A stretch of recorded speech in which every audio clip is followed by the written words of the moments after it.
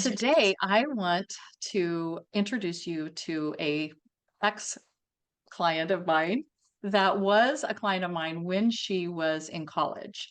And since I am working on this college program, I wanted everyone to hear kind of what her experience was while she was going through the throes of it in college and how the things that I do in my program are helpful for those college students. Because I know that sometimes the student themselves is like, I don't think I need to talk to anyone, or I don't want to do this. And so I'm going to let her tell a lot about her story and how it all came about. I did not actually start working with her until the summer after her sophomore year. So she'd already been through some of that the beginning college stuff.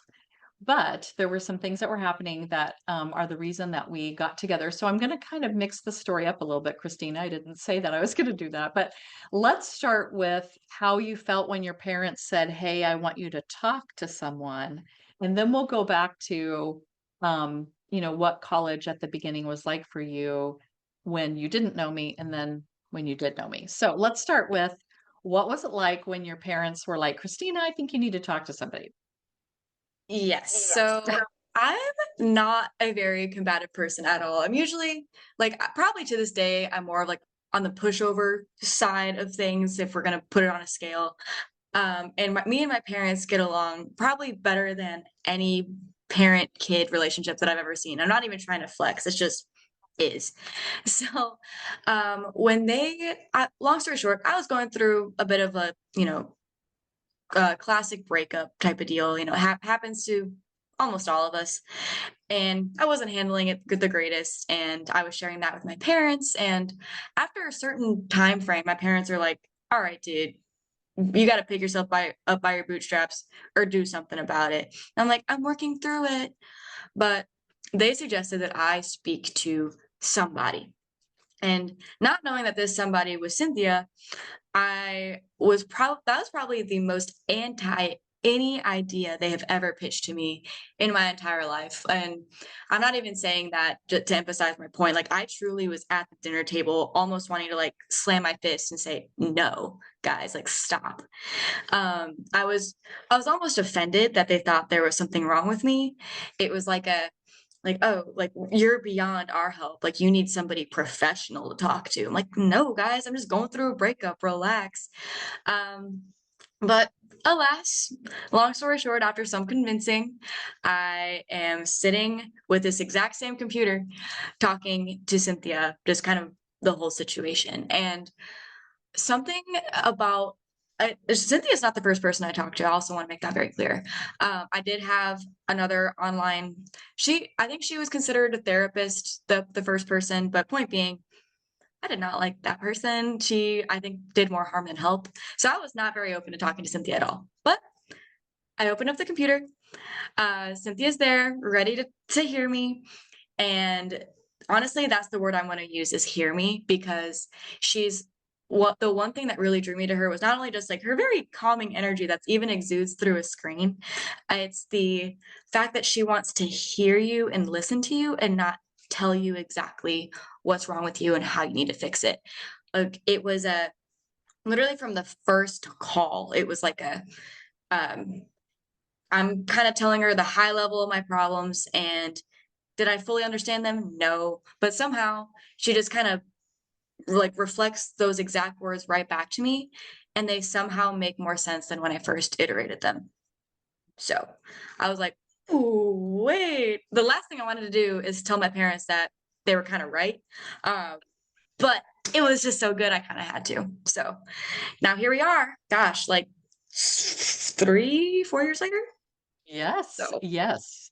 And that's what I love about mostly the longevity of our relationship. And that's one thing that I want to make sure everyone knows is that we've never met each other in real life. Like our whole relationship has been through Zoom, but there is still something so connecting about that. And we will definitely meet each other in person someday. And we've tried, we just haven't figured it out yet, but we are totally going to do it. But I love that, I think so many young people feel exactly what you were saying is that, um, for one, my parents think something's wrong with me, and I don't want to hear that. Um, and that there are, and I think that therapy is an amazing thing too. I mean, there's so many things that can help people. It's not just coaching or the things that I do, but I do think that there is an element of when you are listened to and someone actually hears what you're saying and doesn't try to change it or tell you anything about it, is just truly listening, people start to heal almost immediately just by being heard. Because truthfully, I think all people just want someone to hear them. And your parents are beautiful people and you love them very much and you're very close to them. But it's hard for someone who loves you so much to hear and not say, I think this, or you should be doing this, or, like that's because they love you so much. And even Mhm. as a parent, I mean, I hear my kids differently than I hear my clients because there's a different relationship there. And I still greatly love you and what's going on with you and care very much about what happens with you. But it is a different, it's just different. And there's something about that neutral person that you can just give everything to, stuff that you would be ashamed to tell your parents, stuff that you would be worried to tell your parents because you don't want them to worry about you. You can tell this other person and they can help you as a parent would work through the stuff, but you don't have the same attachment, like the negative, shameful feelings about it. It's just more like, oh, I can give myself space with this and I can look at it differently.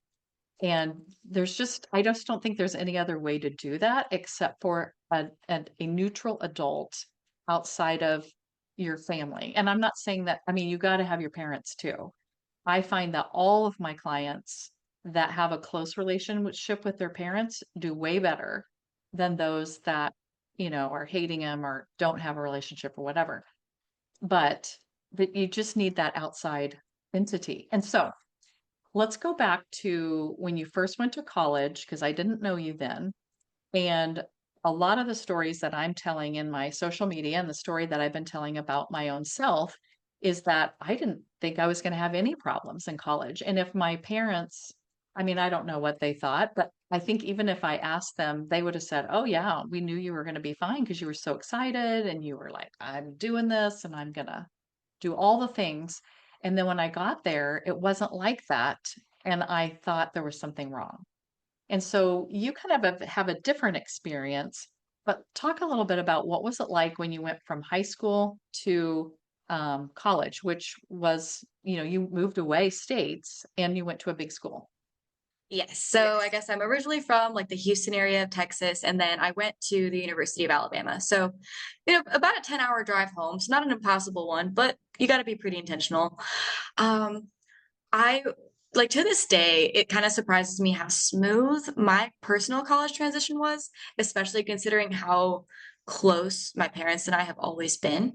Um, However, my experience was kind of unique, just relative to, I guess, the country. People in Katy, Texas would understand that our high schools are huge. We have about 4,000 people at every single high school, and we have, I think nowadays, like 13 high schools in the city. So anonymity was just the norm. Like if I were to disappear off the face of the earth, like my second to last day of senior year of high school, only a small handful of people would have really noticed and cared even less. Hmm. So it's one of those things where the big mass of people in college almost felt like another opportunity rather than something terrifying, because Hmm. I had my pick of who I could be friends with at this point.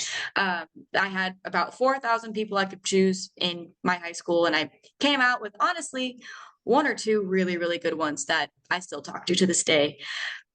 So then if I have a pool of 40,000, ooh, I'm Hmm. gonna have a lot of friends, even if it's just that nth percentile.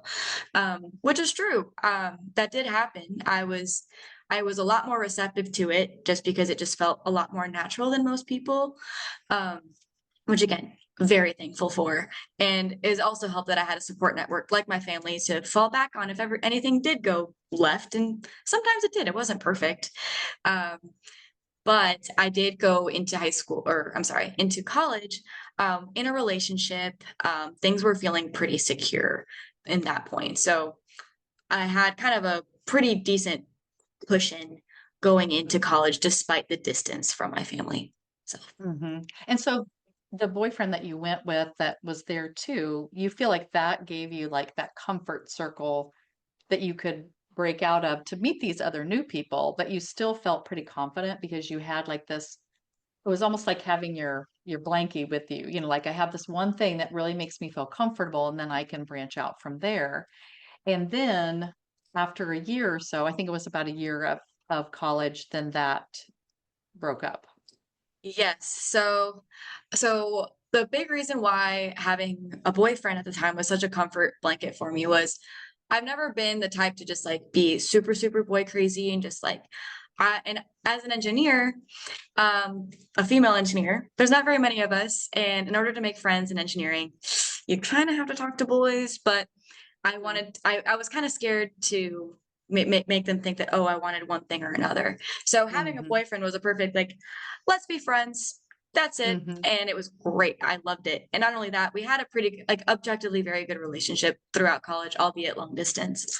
Um, what I look back on nowadays is like, to this day, I'm like, wow, I just was so comfortable in just being myself, talking to people, what have you. But it was kind of this false sense of security that I had through that relationship. And when that fell through a little bit after my sophomore year, I mean, I was at that point, I was interning already. Like my life was truly blossoming. I didn't realize how much I relied on the validation of somebody else to have any sort of worth in myself. And that didn't even come to light when we broke up. And when we broke up, I talked to Cynthia a year later, give or take. So Mm-hmm. I had a lot of time to kind of sit and stir with all those emotions, and I wasn't really getting anywhere. And long story short, my parents were kind of like fed up. They're like, you need to do something about this. And then hence the story about me putting my foot down and saying no. And now here we are. Mm-hmm. Okay. So when we started meeting each other, then that was the summer before your junior year, and you were at an internship at that point, that you were working on, and then you were going to go back to the University of Alabama that fall. And then we stayed with each other all through your junior year, all through your senior year, and even until now. You've almost finished a whole year of your first adult job outside of college. So we've been together for a long time and it's been wonderful. So you said you kind of spun around in, dealing with the breakup and you'd been spinning for a year, like trying to figure out how to process the breakup. And so what was it about when we started meeting and talking that helped you to start thinking about things differently? Honestly, like I mean, literally the book is right here. I have my little book of Cynthia's one-liners that she'd occasionally give out to me. And it wasn't like I tell her something and she says, don't do this, do this. A lot of what she told me was just more about putting things in perspective. And when I say things, I quite literally mean anything. Because at that point, anything was sending me to a spiral. I would see a blue Lexus and I would be like, oh gosh, like that was a sign that I've done something wrong because he drove a blue Lexus. And I'm like, Mm, what? So there's little things that were like objectively really, really crazy. And like I've kind of just lost the plot line of life that Cynthia would just kind of bring me back and ground me to what everything kind of really meant. And mm, one thing that was really special too is, like I said, that mirror of being able to tell her, just again, throw up all my answers at her being able to kind of sort through and pick through kind of give me like a chronological understanding of what my thoughts are. And once we have that, we continue on with some, targeted questions to kind of pick through what exactly is going on. And she has that understanding of people. Maybe I'm just very lucky and that we're similar in a lot of ways. Or maybe she's just so like fluid in how she deals with people that everyone feels like they relate to her, which I don't know. I sure do. But It's that those like guided questions that again I would answer. She would only be asking questions. I would answer them, and we'd end the call. I'd have some little notes, and I'd be like, oh. Oh, Mm-hmm. okay. So there's, I mean, even to this day, again, we've been talking for a few years now, but to this day, I'll look back on some of those one-liners that she gave me when, now granted, the context was very different for why I needed those one-liners, but as my life progresses and evolves, and those one-liners still hold very true, just the context and meaning behind them and what my life is now is very different, but I still need them. So I think that's just kind of a testament to, it doesn't really matter what the situation is. It could be anything. Like my situation, everyone goes through a breakup, but there are more extreme examples that it Mm-hmm. doesn't really matter. Like it all it matters is like bringing you, equalizing you to the center. And Cynthia can find you where you are and bring you back. And that I will die on that hill. So I love that. Well, that was a perfect segue into what else I wanted to say is that, okay, we started out on the breakup and we worked on that for quite a while, different, you were dating again and what that was like. You know, and then once you found a person, then really vetting that and trying to decide, well, this is happening. What does that mean? I think this, what does that mean? So like helping you deal with the new relationship and how you felt about that. And there was a lot of ups and downs with that. And we can pick any of these things as I go through this stuff. But then you also got really sick. I think your fever was 105, 106, and you're an engineer major. You have a lot of hard classes that you're taking. And all of a sudden, you can't do any of your work because you're so sick. And then you're getting behind. And I remember all the talks about how to, what to do about that and how to get caught back up and how not to get so overwhelmed that you just, give up on everything. I also remember, roommate issues, not really serious ones, but kind of like, what do I do about this problem? This person did this. This person said this. How do I go about that? And when there was like, well, I think I should work. What if I worked? Or I think I need more leadership roles. What if I did that? Like there was just like so many things that we worked through. I'm trying to think of like, well, even when you were in your internships, like then you're moving to a new town and then there's traffic issues and you're living by yourself in this kind of sterile kind of apartment because you're not really making it your home because you're only there for a couple of months and then you're going to go somewhere else. And like there's so many things. So I don't know if you want to talk about any of those certain pieces, but we worked on a lot of stuff. yeah, I mean, like I was saying before, like everything that you say, no matter how long ago or like recent it is, like it's just relevant. And again, like no matter what stage of life you're in, it's like Cynthia can meet you there and like kind of find your way back. And one of the more recent ones was, I mean, I'm at my new job now. I've worked a couple of different programs and positions now, but one of my first ones, I've I consider myself pretty agreeable. Like I've never really had tried and true problems with people, I think really ever, that I Mhm. can at least recall. But long story short, this was my first time. The group of girls at work just did not like me no matter what I did. And everybody kind of runs into that at some point, I think, or I hope. And I just did not know what to do with that because I've just never run into that. And I don't even really think in high school I ran into that as badly as I did very recently. And I kind of had to channel Cynthia's like, okay, what do you tell your high schoolers when they're getting picked on? And now translate it to a almost 24-year-old woman. Mhm. It's those little silly facts of life, they're still they travel with you, they just evolve. And long story Mhm. short, I mean, are those problems still happening at work? Yes. Do I do they control my entire life and do they change my mood depending on what they say or do? Not anymore, Mhm. because I'm able to talk to Cynthia and she can bring me back to ground zero and say, okay, so what? So what, they don't like you? I'm like, you're so right. I don't care. Do I want to be friends with them?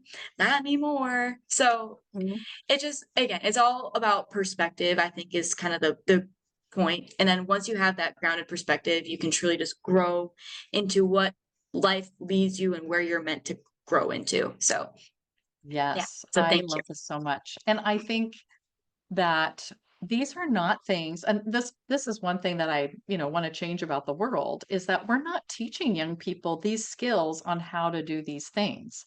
We're just, some of us are as parents kind of role model it and talk about it. And I know your parents definitely gave you a great base. But some parents don't. And we're certainly not teaching it in school, and our parents weren't taught it. So it's kind of hard for them to teach these things because they don't really know exactly how this all works. And most of us, like my age, learned it by many trials and errors and many sufferings before we kind of figured it out. And I just want young people to have this stuff right away. Here's all the secrets to the universe, kind of. You can unlock them for yourself. Everyone has different things that they need to learn or do in the world. Not everyone has the same thing, but um, once you have these skills and these ways of reframing and thinking about things differently, they do work for many different situations. It's not just it only worked because when I was sick at school, or it only worked when I was having a breakup, or it only worked when there were mean girls at my work. Like the same concepts can be used in every single thing that happens. And, we work together a lot because we enjoy it. But, sometimes people can learn this stuff in, 3 months and, learn it enough that they can just kind of keep reusing that. And maybe they come back every once in a while for like a tune up or like, okay, can you remind me about that again? Um, and some people I just work with for years. So, I mean, I love all of that, and none of it means anything. It doesn't mean, oh, this person still doesn't know what to do or whatever. Like I still have mentors and people in my life that I go, oh my gosh, all this stuff happened. What do you got? How can you help me figure this out? We all need that other human to help reflect back to us so that we can learn about ourselves. And we can't do that through AI. And we can learn some things that way. We can read some books, we can listen to podcasts, we can journal, and all of those things are going to help us to learn more about ourselves. But there's an added layer that happens when you are talking to a real human who reflects back to you. And I just can't let people know how important that is. I could not agree more. I just like the human aspect that Cynthia brings again, even through a screen. And that was honestly one of the points I even told my parents was like, this is a screen, Mhm, like I shut it, mhm, she's gone. mhm. Um, and it, I had no perspective for how, like, I'm very much anti, I feel like me and my grandfather agree in a lot of different ways on how, AI and technology is really ruining a lot of people. Um, and I do think that Cynthia, honestly circumvents that whole, oh, like, yes, she's on a screen, but literally aside from like the screen that she is on, she is about as human as it gets, and she's not afraid to meet you at your most raw form of humanity. I mean, because she'll even share like when I was kind of going through my own thing, like she would share experiences of her own that kind of sat there with me, and like we talked it through, and she's like, well, here's how I went through it. And humanity's misery loves company sometimes, and Mhm. just knowing that comfort that she is human there with you, and none of us are perfect, and figuring it all out together is an amazing such an amazing experience that not very many people are willing to be that vulnerable with you when their job is kind of the inverse, is you're supposed to be vulnerable with them, right? So Mhm. it's kind of a two-way street. It doesn't even feel like, she's doing her job and you're like, paying her to do her job. It's just kind of like a conversation and a friendship that you can't really get from just reading a website forum, or talking to chat gpt, which I know people do. um sometimes it helps, but if it does help, it's not the same, right? It's It's not, yeah. just scientifically, not to Mhm. have my STEM major come out, but it's just this is not the same. Like we It's are like a built. generic form of getting help, I think. Yes, like it Because definitely can. it's Like if you only have a gonna rant. tell everyone kind of the same thing. and you need something specific for you based on what just everything about you, knowing your personality, knowing things that are, how you've handled things in the past and how can we keep doing that. And only a human would be able to do that. Exactly. So, Yeah, well, yeah, you are one of very few people that I can like speak to through a screen, and I feel like I know you. You're like the only person on the planet that I can like I feel that way with, truly. So, that's beautiful. Good. I love that. Well, I think that this, I'm just so glad that you were willing to be vulnerable today to talk about things that you've been through, and that I just think that people need to see what is it like for that college student that visits with me, because I have a lot of high school students that are clients that I work with, and I've had, my share of college clients, but I just haven't really focused on that before. So I wanted to make sure that people could see what is it like for that young adult, and now you're in your adulting life and we're still working on things. That just why it's helpful when we maybe don't think that we need that, whether we're the young person who thinks we don't need it or parents that are like, oh, they're fine, they'll figure it out. There's just things that they can talk about with other people that would be hard to talk to a parent about. So, absolutely. Yeah, there's just some things that, I would have never known there was an issue. I would have never known that all my worth came from the opinion of this one high school boyfriend. But until something went left, I realized that all of that confidence might have been a little bit more of an illusion. And I mhm, would never have probably figured that out. But I mean, considering that timeline, maybe if had I never met Cynthia, I'd still be figuring out those exact words. But yeah, thankfully, that track is accelerated and we only have one yes. life to live. So thank you, Cynthia, for letting me enjoy the most of it that I can. So Well, you are welcome. And yeah, you're now just 24, is that right? almost Or going to be 23. 24? Yeah. Yeah. Okay, 23. And you already know a lot of things that I did not know till I was about 50. So, that gives you kind of a leg up on making better decisions in your life and being more confident in what you're doing now and not second guessing it so much, because that wastes a lot of time. I mean, there's a lot of emotional energy that goes into the what if this, what if that, oh my gosh, this, that, whatever. And even though we're always going to have a little bit of that in our lives, you you are it's easier for you to get on the right track because you know how to change those things around instead of just spinning. Yes. Yeah, getting out of those spinning cycles was honestly like the biggest gift you could have given me because they're infinite and they waste so much energy and just time just disappears when you're in those cycles and none of that time was enjoyable.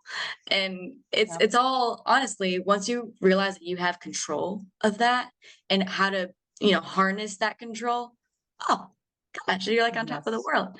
But Hmm. and sometimes I need a refresher because, I need to control something different about how I feel about something. And I don't know how Yeah. to do it this way. I know this one, but how about this one? And just again, Hmm. coming back to Cynthia and we're square one. It's Yeah. amazing. I It's love amazing. it. Oh, thank you, Christina. I love you so much. And I'm so excited that we're still talking to each other. And I think that, we have a friendship that even if we weren't client coach or whatever, we're still solid. Oh, without a doubt. Without a doubt. I love it. Okay. Well, thank you so much. And we will talk soon. We will talk really soon. I can't wait.